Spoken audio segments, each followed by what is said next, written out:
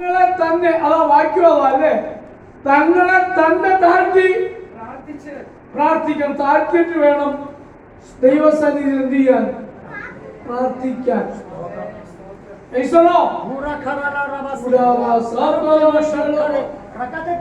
നമ്മുടെ പ്രാർത്ഥന നമ്മുടെ മനസ്സൊന്ന് താഴണം, നമ്മുടെ ഹൃദയം ഒന്ന് താഴ്ത്തി കൊടുക്കണം. ഞാൻ ഒന്നുമില്ല എന്ന് സമ്മതിക്കണം.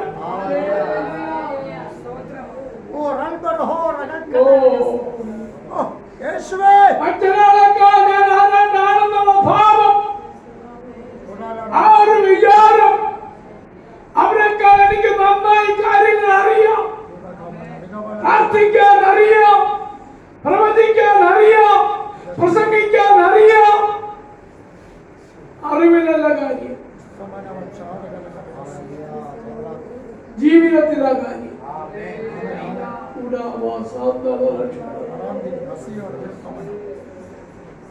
അറിവുകൊണ്ട് കാര്യമില്ല, പ്രവർത്തി വരത്തില്ല.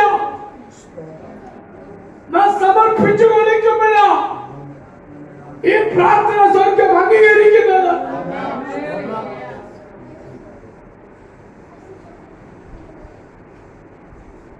തങ്ങളെ തന്നെ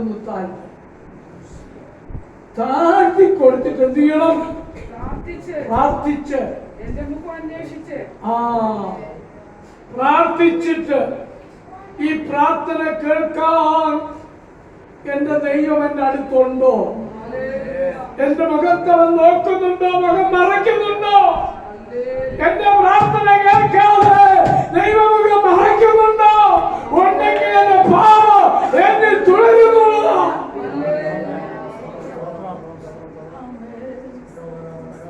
താഴേണ്ടവണ്ണം താഴില്ല എന്നുള്ളത്. താഴത് ശരിയാണെങ്കിൽ മുഖം നിന്റെ മേൽ ദൈവത്തിന് തിരിക്കും. നിന്റെ മുഖത്ത് തന്നെ രക്ഷപ്പെടുമോ? അവന്റെ ദൃഷ്ടി നിന്റെ മേൽ നോക്കും. നിന്റെ അന്തരം ഒന്ന് കാണും ദൈവം.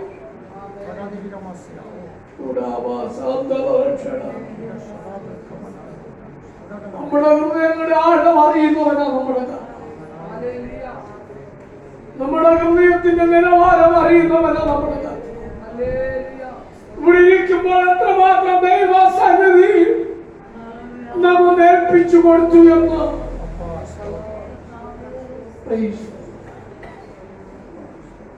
മനുഷ്യൻ അംഗീകരിച്ചതുകൊണ്ട് കാര്യമില്ല. ദൈവം നമ്മെ അംഗീകരിക്കണം. ദൈവം നമ്മെ മുദ്രയിടണം. ദൈവം അംഗീകരിച്ച് സമ്മതിച്ചാൽ മാത്രമേ നമുക്ക് മറുപടി ഉണ്ടാവും. മുഖവും അന്വേഷിക്കുന്നല്ലേ? എന്റെ ദൈവത്തിന്റെ മുഖം എന്റെ മുഖത്തോട്ടാണോ? അവന്റെ മുഖം കാണണ്ടോ എന്ന് വെച്ച് മാറ്റി നിർത്തിയിരിക്കുകയാണ്. എങ്കിലേക്ക് അവൻ തിരിയണമെങ്കിൽ ഞാൻ എല്ലാം കൊണ്ടും തിരിയണം. ദൈവത്തിലേക്ക് ഞാൻ തിരിഞ്ഞാല് എന്റെ ദൈവം എന്നിലേക്ക് തിരിയത്തുള്ളൂ. ഞാൻ അടുത്തെങ്കില് എന്റെ ദൈവം എന്നിലേക്ക് അറിയുകയുള്ളൂ. ഇന്ന് രാത്രിക്കാണ് ഒന്ന് സമ്മതിച്ചു കൊടുത്ത് ദൈവത്തിന്റെ സന്നിധിയിലേക്ക് ഒന്ന് അടുക്കാൻ.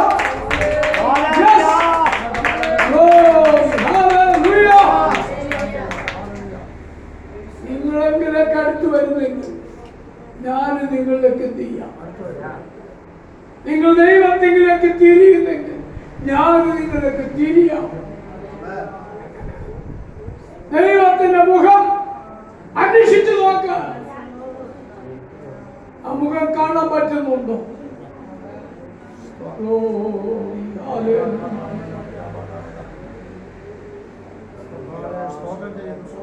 ഹൃദയശുദ്ധിയുള്ളവർ അവർ ദൈവത്തെ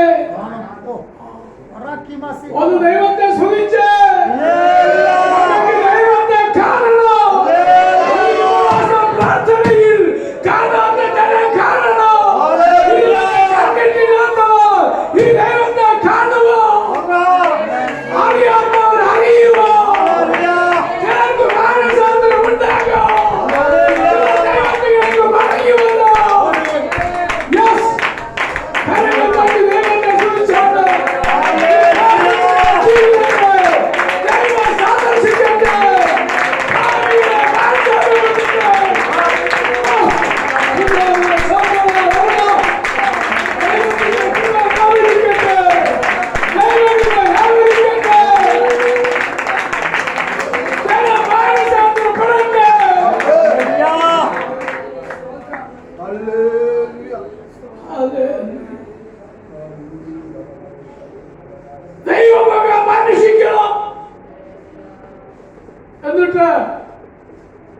തങ്ങളുടെ ദുർമാർഗങ്ങളെ വിട്ട് തിരിവെങ്കിൽ ദൈവം പറയുന്നു എന്തോ ഉണ്ട്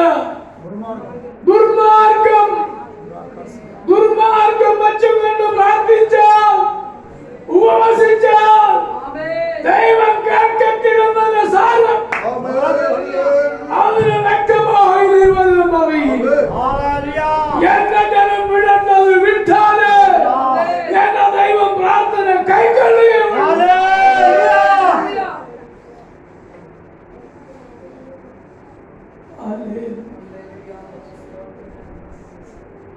ദുർമാർഗം വിട്ട് ദുർമാർഗങ്ങളെ വിട്ട് തിരിയുമെങ്കിൽ വിട്ടിട്ട് എന്ത് ചെയ്യണം? തിരിയണം. പിന്നെ അതിന്റെ പുറകെ പോകരുത്. പിന്നെ അതിലേക്ക് പിന്തുടരുത്. നീ വിട്ടാൽ വിട്ടതായിരിക്കണം. ദൈവത്തിന് ബോധ്യം വരണം നീ വിട്ടെന്ന്.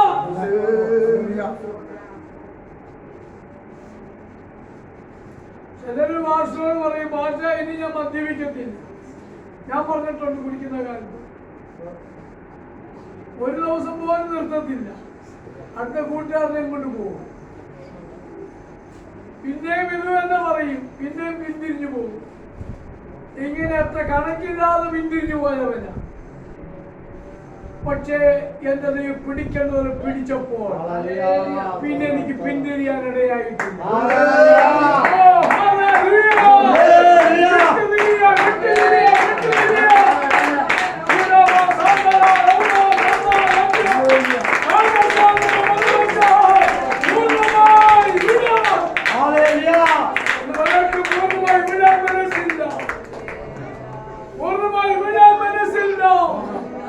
കേൾക്കുമ്പോൾ തീരുമാനമെടുക്കും. കേൾക്കുമ്പോൾ സമർപ്പിക്കൂ. പിന്നെ കൂട്ടുകാരെ കാണുമ്പോൾ അതിന് പുറകെ പോകും. അപ്പൊ വിട്ടോ ഇല്ല. വിട്ടെങ്കിൽ പിന്നെ അതിന്റെ പുറകെ പോകത്തില്ല. ദൈവം പറഞ്ഞു വിട്ട് തിരിയണം. പിന്നെ അതിന്റെ പുറകെ പോകരുത്. വിട്ടാൽ വിട്ടതായിട്ട് തന്നെയായിരിക്കും. വേണ്ടെന്ന് വെച്ചാൽ വേണ്ട എന്ന് തന്നെയായിരിക്കും. തെറ്റെന്ന് ബോധ്യം വന്നാൽ പിന്നെ തെറ്റിലേക്ക് പോകരുത്. നമ്മെ പിശാച് പുറകോട്ട് പിടിക്കാൻ നോക്കും.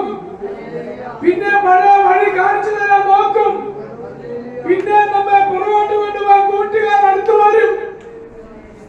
സാരമില്ലെന്നേ, നീ ഞങ്ങളുടെ കൂടെ വാ. സാരമില്ലെന്നേ, ഭാഷ കാണത്തൊന്നുമില്ല, നീ ഒരു വീഡിയോ വലിച്ചോ. ഭാഷ കാണത്തൊന്നുമില്ല, ഞങ്ങളുടെ കൂടെ വാ, നീ ചിലപ്പം കഴിച്ചോ. ഭാഷ കാണുന്നതല്ല പ്രിയമുള്ളവരെ വിഷയം. മുകളിൽ അറിവാൻ ഇരിപ്പുണ്ട്.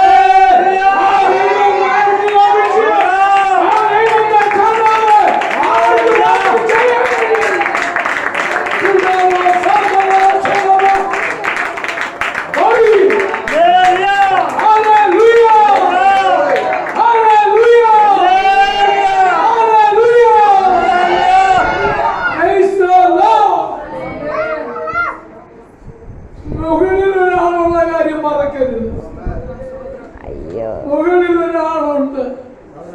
അഗ്നിയോളം കണ്ണുള്ള ഒരു ദൈവമാ മുകളിൽ. അവന്റെ കണ്ണിനെ നിറച്ച് ഇവിടെ ഇരിക്കുന്ന നിങ്ങൾക്കോ എനിക്കോ ഒന്നും ചെയ്യാൻ സാധ്യമല്ല.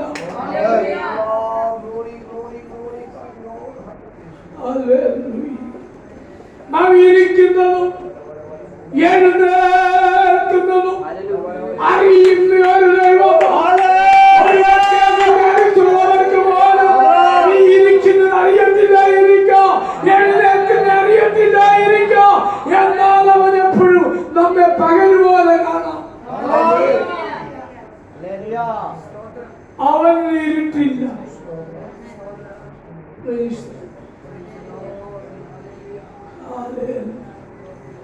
ദുർമാർഗങ്ങളെ വിട്ട് തിരിയണം.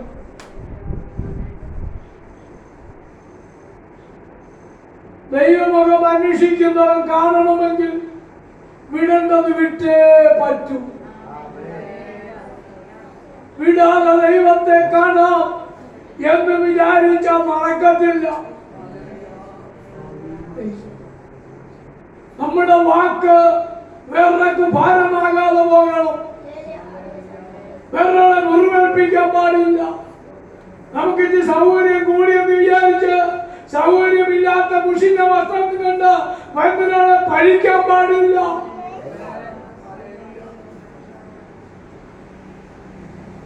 നമ്മെ തന്നെ ശോധന ചെയ്ത് ജീവിക്കാം.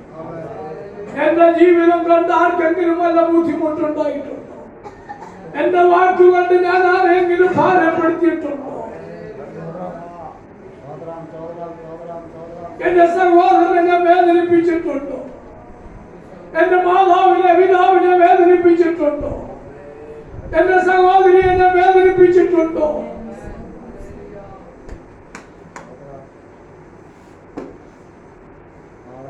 ദൈവസന്നിധി വരുമ്പോൾ നിഷ്കളങ്കരായിരിക്കണം. നമ്മുടെ ഹൃദയങ്ങളെ മന്ദിരങ്ങളെ ശോധന ചെയ്യുന്ന ഒരു കർത്താവ് നമുക്കുള്ളത്. കർത്താവ് നമ്മെ ഇവിടെ ശോധന ചെയ്തുകൊണ്ടിരിക്കുക.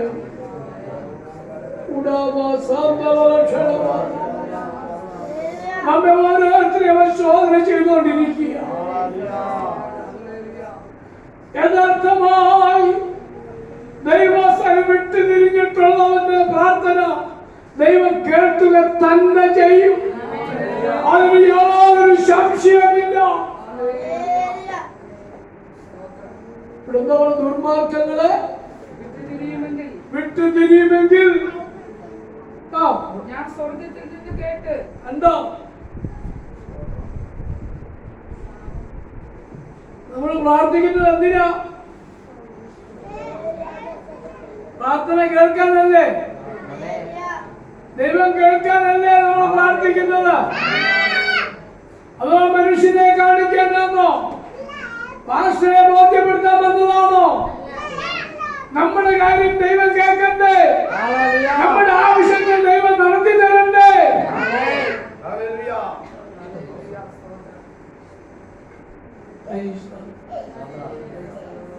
പ്രാർത്ഥന ദൈവം കേൾക്കണം. ഈ ഉപവാസ പ്രാർത്ഥന ദൈവം കേൾക്കണം. നമ്മുടെ പ്രാർത്ഥനയ്ക്ക് മറുപടി കിട്ടണം. ഈ 21 തീയതി മുമ്പ് ചില വിഷയങ്ങൾക്ക് മറുപടി ലഭിക്കണം. വിശ്വാസമുണ്ട്.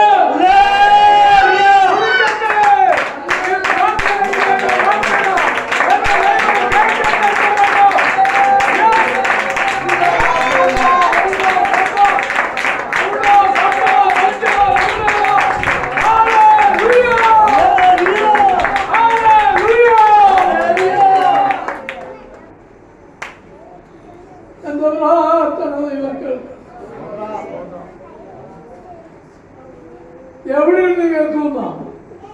സ്വർഗത്തിലിരുന്ന്.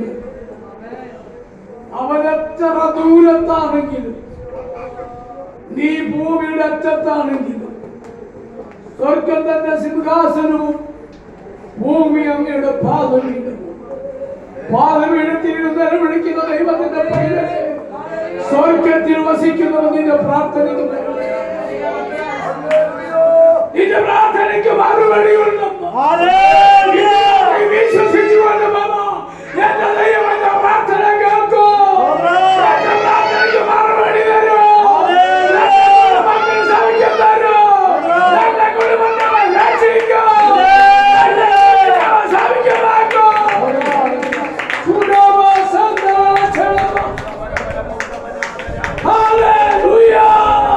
ഈ വിശ്വാസമുള്ളവർ ദൈവത്തെ സ്തുതിക്കട്ടെ.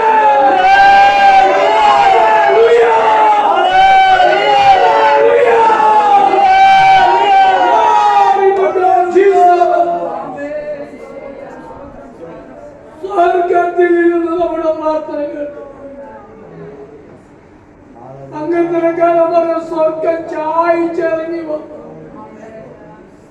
നമ്മുടെ പ്രാർത്ഥന കേട്ടു.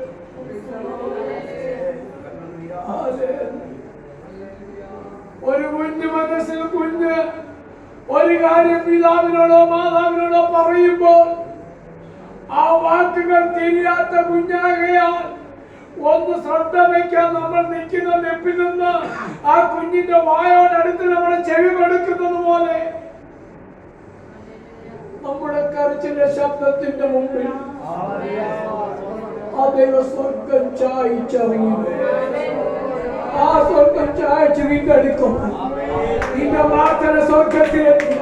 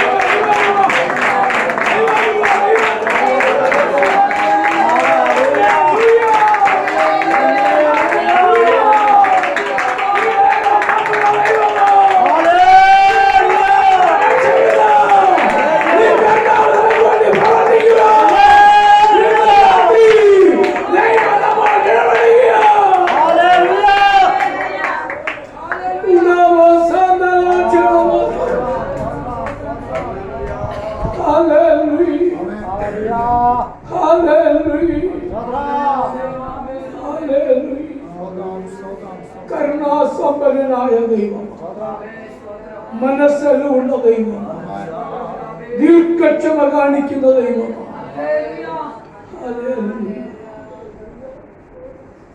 ഈ ദൈവം നമ്മോട് മനസ്സിൽ നാം ചെയ്യേണ്ടത് ഇത്രയേ ഉള്ളൂ. തങ്ങളെ തന്നെ താഴ്ത്തി അവന്റെ മുഖമൊന്ന് അന്വേഷിക്കും. ആ ദൈവത്തോട് പ്രാർത്ഥിക്കേണ്ടതുപോലെ പ്രാർത്ഥിച്ചു. ആ പ്രാർത്ഥന സ്വർഗത്തിൽ ഇരുന്ന ദൈവം കേട്ടു നമുക്ക് വേണ്ടി മറുപടി തരുന്നു. ഇങ്ങനെയല്ലേ വായിച്ചേ?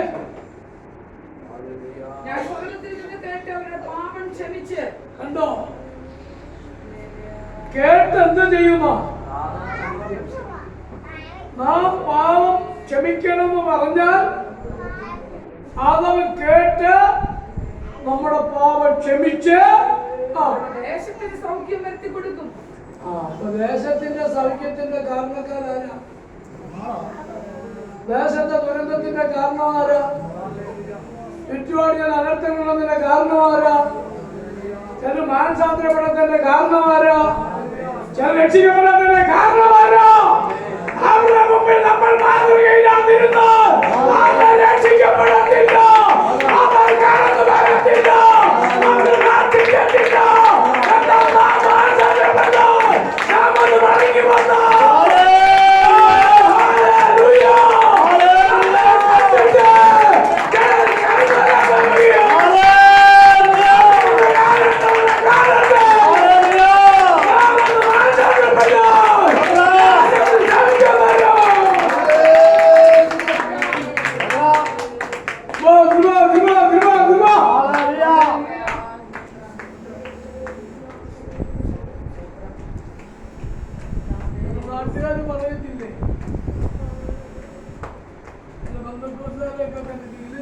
ഞങ്ങളുടെ പള്ളിക്കാരാണ്.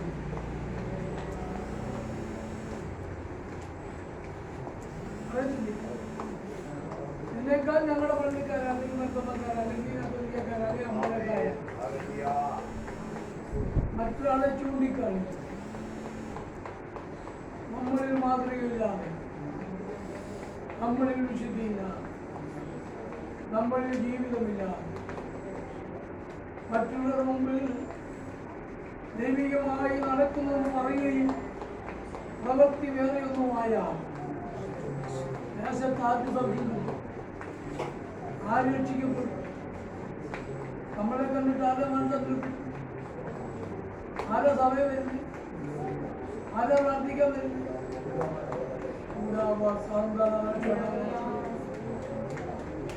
ഇതിലും വേറെ ഞങ്ങളൊന്നും നമ്മളെ ഏൽപ്പിച്ചു കൊണ്ട് നമ്മൾ ആകേണ്ട മായമാണ്. അനേകർക്ക് ദൈവത്തെ കണ്ടെത്താൻ കഴിയും. നാം ജീവിക്കുന്നത് പോലെ ജീവിച്ച് ദൈവത്തെ ആരാധിച്ച് അതേ മര്യാദയായി മറ്റുള്ളവർക്ക് ജീവിച്ച് കാണിച്ചാൽ അവർ ഈ ദൈവത്തെ സ്നേഹിക്കുമെന്ന്, ഈ സൗഖ്യത്തിന് വേണ്ടി കടന്നു വരുമെന്ന്, ഈ സമാധാനമില്ലാത്ത കുടുംബത്തിന്, സമാധാനമില്ലാത്ത ദേശത്തിന്, ചില ജാതീയ കുടുംബങ്ങൾക്ക്, സാമുദായിക കുടുംബങ്ങൾക്ക് സ്വസ്ഥത ലഭിക്കുമെന്ന്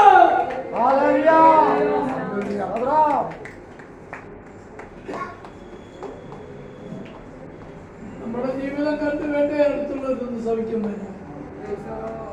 അവർ ദൈവസന്നിധിയിൽ കടന്നു വരാം. വാങ്ങു പറഞ്ഞ് വിളിച്ചിട്ട് കാര്യമൊന്നുമില്ല. നമ്മളെ കണ്ട് വിളിക്കാതെ വരാൻ നോക്കണം. നമ്മുടെ ഇരിപ്പും നടപ്പും കാണുമ്പോൾ പറയണം അവന് ദൈവം ഭക്തനാണ്. കൂടെ ഒന്ന് പ്രാർത്ഥിക്കാൻ പോയാൽ നമുക്കും വല്ല ഗുണം കിട്ടും.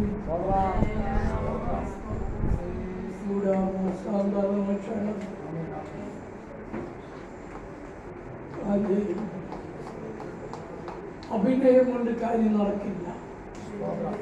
പുറമെയുള്ള വേഷം കൊണ്ടല്ല, നമ്മുടെ അകത്തെ മാറ്റം കണ്ടിട്ട്, നമ്മുടെ ജീവിതത്തിന്റെ ഒരുക്കം കണ്ടിട്ട്, നമ്മുടെ ജീവിതത്തിന്റെ വിശുദ്ധി കണ്ടിട്ട്, എന്തെല്ലാം വന്നിട്ടും പ്രതികരിക്കുന്നില്ലെന്ന് കണ്ടിട്ട്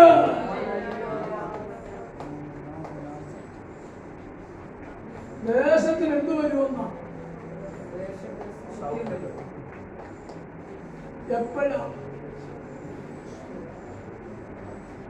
എപ്പോഴാ ദേശത്തിന് സൗഖ്യം വരുന്നത്? നമ്മുടെ പാവം ക്ഷമിച്ചിരിക്കുന്നു. നമ്മൾ മര്യാദയായി നടക്കുന്ന കാണുമ്പോൾ, നമ്മൾ അറിയേണ്ടവണ്ണം അറിഞ്ഞ് ജീവിക്കുമ്പോൾ നമ്മളെ കണ്ട് മറ്റുള്ളവരും പിന്തുടരാൻ പോകും.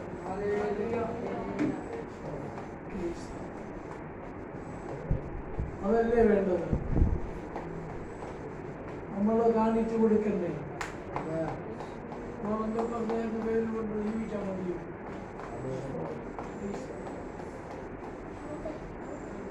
നമ്മുടെ പാപം ക്ഷമിക്കുമ്പോൾ നമുക്കും കിട്ടും, നമ്മുടെ ദേശത്തിന് സാധിക്കും. വായിച്ചേ. ഈ സ്ഥലത്ത് പഠിക്കുന്ന പ്രാർത്ഥനയ്ക്ക് എന്താ വ്യത്യാസം? എന്താ ഇത്രയും കാര്യം നാം ചെയ്യുമ്പോൾ കർത്താവ് കണ്ടീഷൻ പറയുന്നു, ഈ സ്ഥലത്ത് കഴിക്കുന്ന പ്രാർത്ഥനയ്ക്ക് എന്റെ കണ്ണ് തുറന്നിരിക്കും. ഇതുവരെ കണ്ണടച്ചായിരുന്നതെങ്കിൽ നിന്നെ കാണണ്ടെന്ന് ഞാൻ ചെയ്തതെങ്കിൽ നിന്റെ പ്രവൃത്തി എനിക്ക് കാണണ്ട, നിന്റെ ദുർമാർഗ്ഗം നീ കാണണ്ട, നിന്റെ പ്രാർത്ഥന കേൾക്കണ്ട എന്ന് പറഞ്ഞിരുന്നെടുത്ത് നീ മനസ്സെന്നപ്പെട്ടപ്പോൾ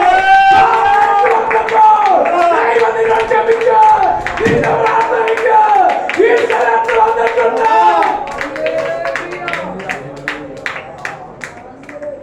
ഈ സ്ഥലത്ത് കഴിക്കുന്ന പ്രാർത്ഥനയ്ക്ക് എന്റെ കണ്ണ് അപ്പൊ അടച്ചു വെച്ചത് എല്ലാവർക്കും എല്ലാവർക്കും നേരത്തെ ഈ എങ്ങനെയാണോ നടന്നത് അത് കാണണ്ടെന്നുള്ള ദൈവം കണ്ണടച്ചിരുന്ന എപ്പോ നിന്നെ താഴ്ത്തി ഏൽപ്പിച്ച് പ്രാർത്ഥിക്കാൻ കുറുമകൾ ഏറ്റു പറയാൻ തുടങ്ങിയോ അപ്പോൾ നിന്നെ പ്രാർത്ഥിക്കാൻ കണ്ണു തുറക്കാൻ തുടങ്ങി. അവൻ കണ്ണു തുറക്കാൻ തുടങ്ങി, നിന്നെ നോക്കാൻ തുടങ്ങി, നിന്റെ മേൽ വയ്ക്കുകയോ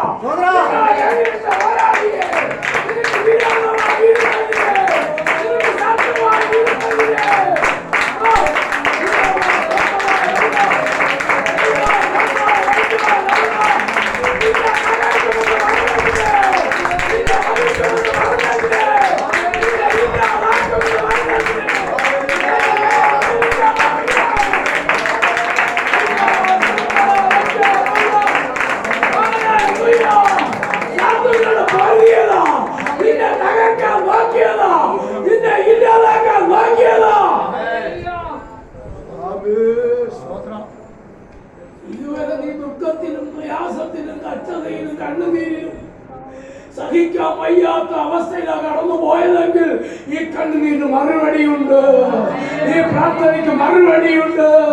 നിന്റെ പ്രാർത്ഥനയ്ക്ക് കണ്ണു തുറക്കാൻ പ്രാർത്ഥനയ്ക്ക് എന്റെ കണ്ണ് വന്നിട്ടുണ്ട്. ഈ സ്ഥലത്ത് കഴിക്കുന്ന ഈ സ്ഥലം ഇത് ദൈവത്തിന് വിശുദ്ധ സ്ഥലം, ഇത് ദൈവത്തിന് വിശുദ്ധ സ്ഥലം. ഈ വിശുദ്ധിയായി ഇരിക്കുമ്പോ ഈ വിശുദ്ധ സ്ഥലത്ത് നീ വിശുദ്ധിയോടെ പ്രാർത്ഥിക്കുമ്പോ ദൈവത്തിന്റെ വാസമുണ്ട്, ദൈവത്തിന്റെ പ്രവൃത്തിയുണ്ട്, ദൈവം നിനക്ക് വേണ്ടി വരിക ചെയ്യും.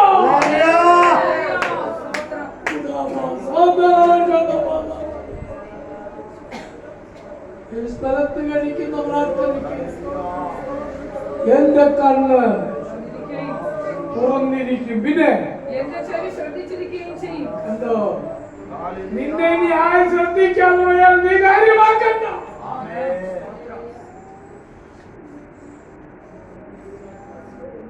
അപ്പനാന്നോ പറഞ്ഞു, അമ്മയാന്നോ പറഞ്ഞു, സഹോദരനാന്നോ പറഞ്ഞു, നിന്റെ കണ്ണ് നീ തുളയ്ക്കാൻ ആരുമില്ലേ, നിന്റെ വാക്ക് കേൾക്കാൻ ആരുമില്ലേ?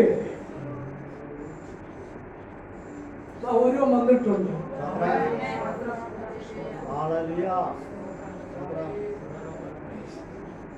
ഈ സ്ഥലത്ത് കഴിക്കുന്ന പ്രാർത്ഥനയ്ക്ക് ഞാൻ എന്റെ കണ്ണ് തുറന്നിരിക്കുകയും എന്റെ ചെവി ഇതിനെ ശ്രദ്ധിക്കുന്നതെന്ന് അറിയാമോ? നിന്റെ വേദനിക്കുന്ന അനുഭവങ്ങൾ പറയുന്നത് കേൾക്കും. നീ വിങ്ങിപ്പൊട്ടിക്കറിയുന്നവർ അടുത്തിരിക്കുന്നവർക്ക് കേൾക്കാൻ കഴിയത്തില്ലെങ്കിൽ എന്റെ ദൈവത്തിന് കേൾക്കാൻ കഴിയും. വേദനിക്കുന്നു, നിന്റെ ഹൃദയം തൂങ്ങിയിരിക്കുന്നു.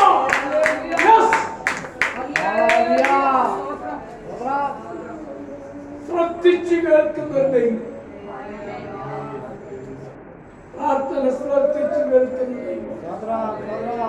നിന്നെ ആര് ശ്രദ്ധിക്കാതെ പോയാൽ, നിന്റെ വിഷയം ആര് ശ്രദ്ധിക്കാതെ പോയാൽ, നിന്റെ കണ്ണുനീര് കണ്ട് നിന്നെ ആര് ശ്രദ്ധിക്കാതെ പോയാൽ, നിന്നെ ശ്രദ്ധിക്കുന്ന ഒരു കർത്താവ് വന്നിട്ടുണ്ട്.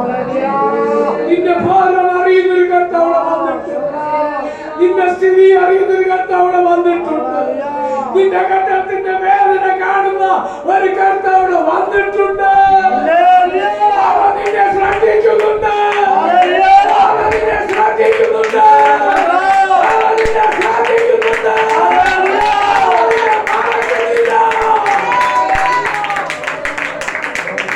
Oh